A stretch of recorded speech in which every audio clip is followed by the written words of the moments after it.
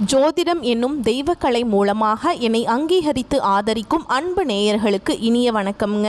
ரிஷப ராசிக்கு இந்த பதிவு மூலம் அப்படி என்னதான் சிறப்பாக இருக்குது அப்படிங்கிறத பார்க்குறதுக்கு முன்னாடி எம்பெருமான் முருகப்பெருமானின் ஆசீர்வாதம் உங்களுக்கு முழுமையாக கிடைக்க நான் சொல்லும் மந்திரத்தை நீங்களும் 3 முறை சொல்லிக்கிட்டே உங்களால் முடிஞ்சதுன்னா கமெண்ட் பாக்ஸில் ஒரு முறை கமெண்ட் பண்ணுங்க.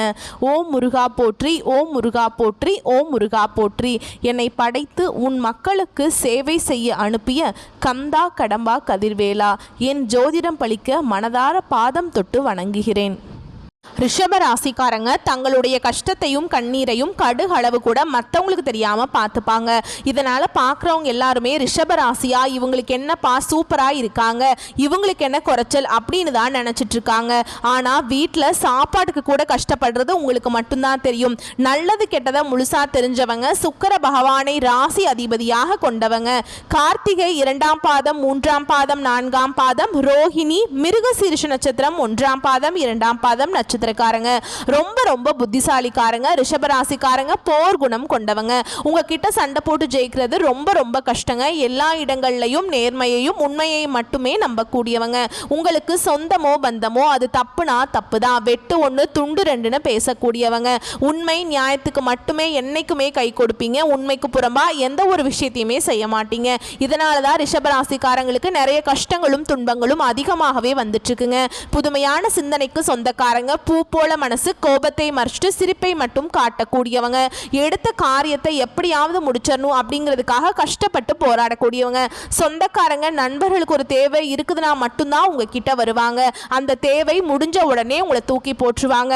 மறுபடியும் அவங்க உங்ககிட்ட உதவின்னு கேட்பாங்க. அவங்க உங்களுக்கு முன்னாடி பண்ண துரோகத்தை எல்லாமே மறந்துட்டு மீண்டும் அவங்களுக்காக உதவி செஞ்சு ஏமாறக்கூடியவங்க தான் ரிஷபராசிக்காரங்க. வாழ்க்கையில் எப்படியாவது முன்னேறணும் அப்படிங்கிறதுக்காக தினம் தினம் கஷ்டப்பட்டு உழைக்கக்கூடியவங்க.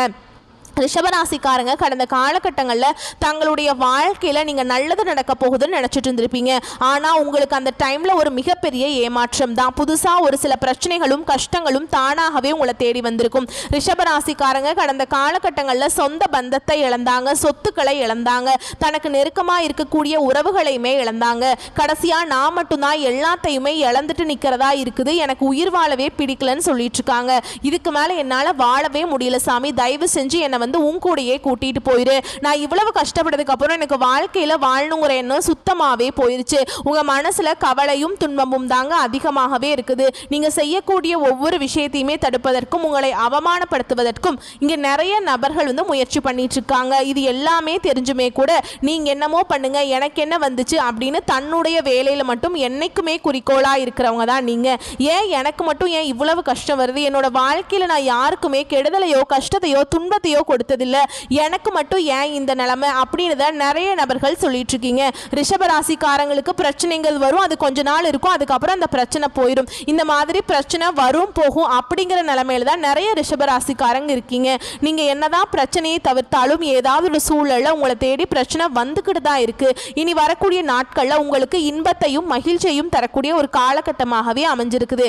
ஏன்னா கடந்த காலகட்டங்களில் விரயச்சனி மூலமாக நிறைய பாதிப்புகளை அடைஞ்சவங்க தான் ரிஷபராசிக்காரங்க. இனி பார்த்தீங்கன்னா உங்களுக்கு சனியுடைய வக்ர பெயர்ச்சியானது ஸ்டார்ட் ஆகி நடந்துட்டு இருக்கு.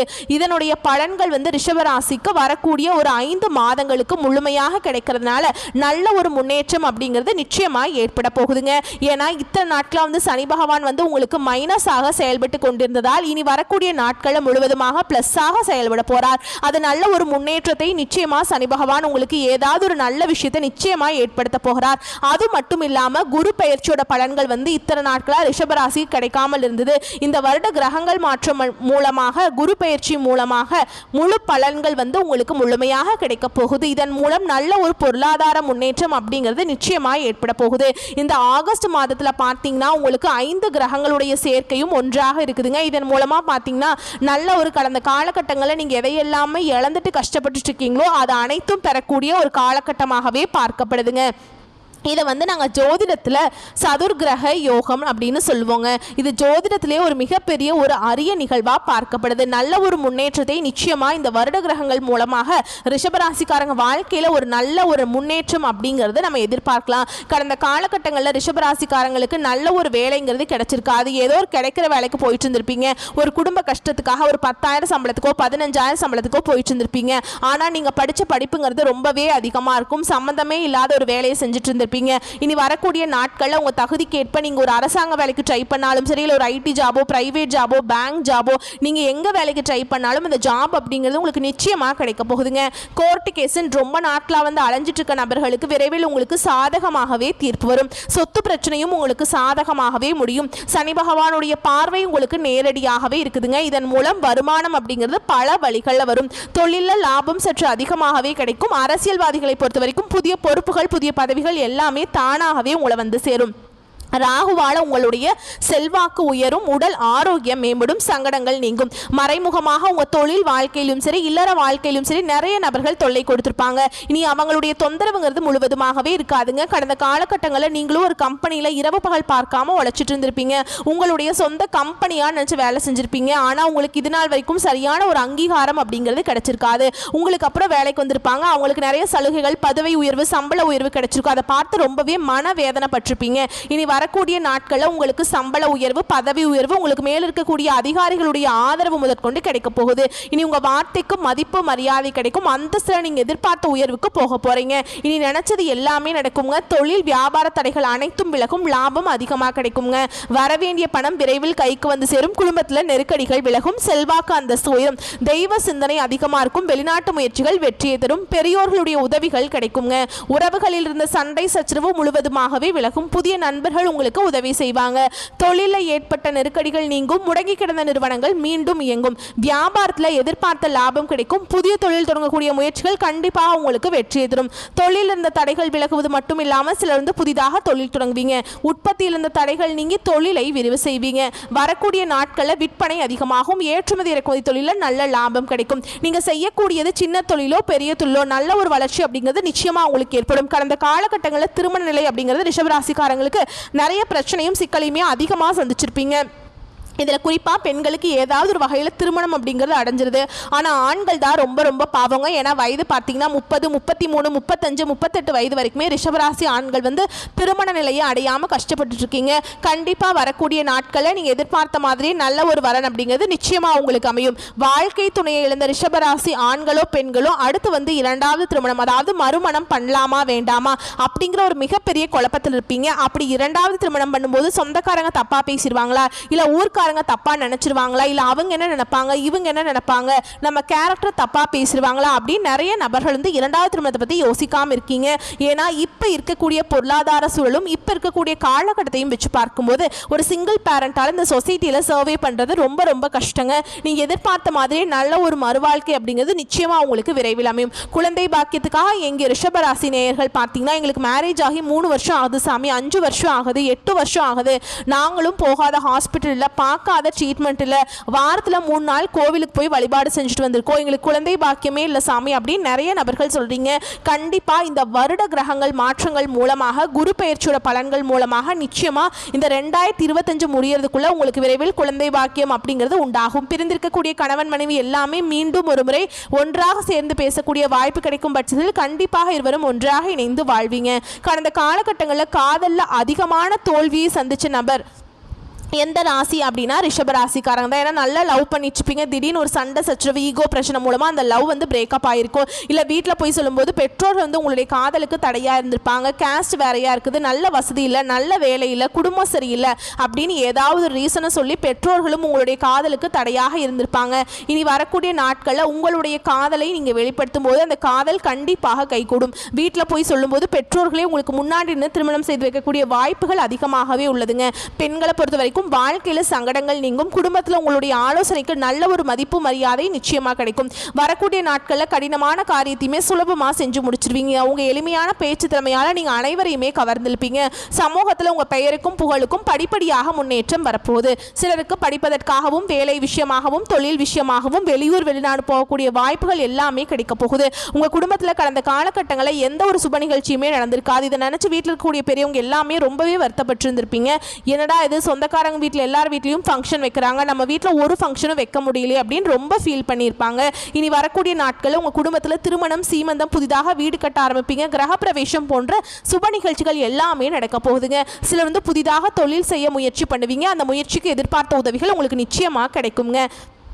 அதே மாதிரி ரிஷபராசியை பொறுத்த வரைக்கும் நீங்கள் ஆண்களோ பெண்களோ அரசு வேலையோ தனியார் வேலையோ கூலி வேலையோ நீங்கள் எதிர்பாராத வருமானம் அப்படிங்கிறது உங்களுக்கு இரட்டிப்பு மடங்காக கிடைக்க போகுது. சேமிப்பு அப்படிங்கிறது பல மடங்காக உயரப்போகுதுங்க. இதன் மூலம் கடந்த காலகட்டங்களில் ஏற்பட்ட கடன் பிரச்சனை அனைத்தும் உங்களுக்கு முழுவதுமாகவே நிவர்த்தியாக போகுது.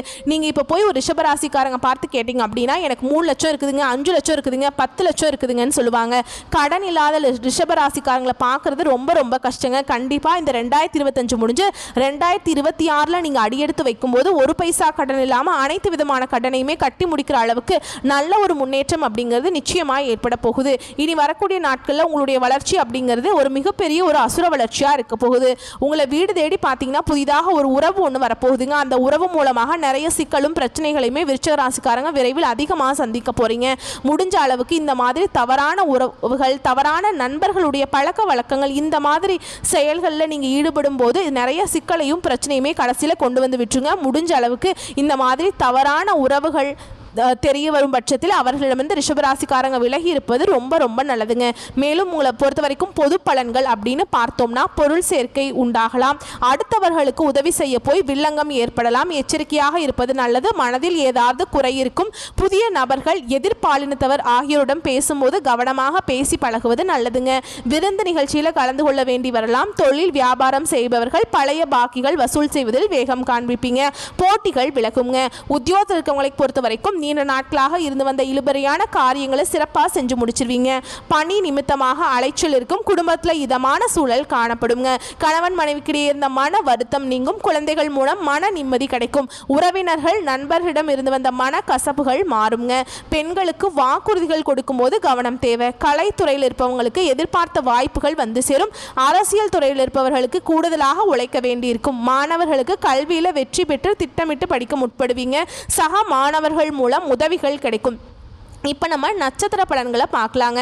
கார்த்திகை நட்சத்திரம் 2ஆம் பாதம், 3ஆம் பாதம், 4ஆம் பாதம். இந்த காலகட்டத்தில் விருந்து நிகழ்ச்சியில் கலந்து கொண்டு வாய்க்கு ருசியாக உணவு உண்பீங்க. காரிய தாமதம், உடல் சோர்வு, வீண் பகை போன்றவை ஏற்படலாம். உங்களை கண்டு அடுத்தவர் பொறாமைப்படக்கூடுங்க. அடுத்ததா ரோஹிணி நட்சத்திரம். உங்களை பொறுத்த வரைக்கும் தொழில் வியாபாரம் தொடர்பான காரியங்களுக்காக அலைய வேண்டி இருக்கும். வாடிக்கையாளர்களிடம் அனுசரித்து செல்வது நல்லதுங்க. உத்தியோகத்தில் இருப்பவர்கள் மேல் அதிகாரிகளை அனுசரித்து செல்வதன் மூலம் நன்மைகள் கிடைக்கப் பெறுவீங்க. அடுத்ததா மிருகசீரிஷ நட்சத்திரம் 1ஆம் பாதம், 2ஆம் பாதம். உங்களை பொறுத்த வரைக்கும் குடும்பத்தில் இருப்பவரின் செயல்களில் டென்ஷன் உண்டாகலாம். கணவன் மனைவிக்கிடையே கோபமான பேச்சை விட்டு கொடுத்து அமைதியாக செல்வது ரொம்ப நல்லதுங்க. பிள்ளைகளின் நலனுக்காக செலவு செய்ய வேண்டியிருக்கும். அடுத்ததா உங்களை பொறுத்த வரைக்கும் பரிகாரம் அப்படின்னு பார்த்தோம்னா நவ கிரகத்தை வணங்கி வர எல்லா காரியங்களும் நல்லபடியாக நடக்கும். மன கவலைகள் நீங்கும். வரக்கூடிய வாய்ப்புகளை கரெக்டாக பயன்படுத்திக்கோங்க. வாழ்த்துக்கள். நன்றி, வணக்கம்.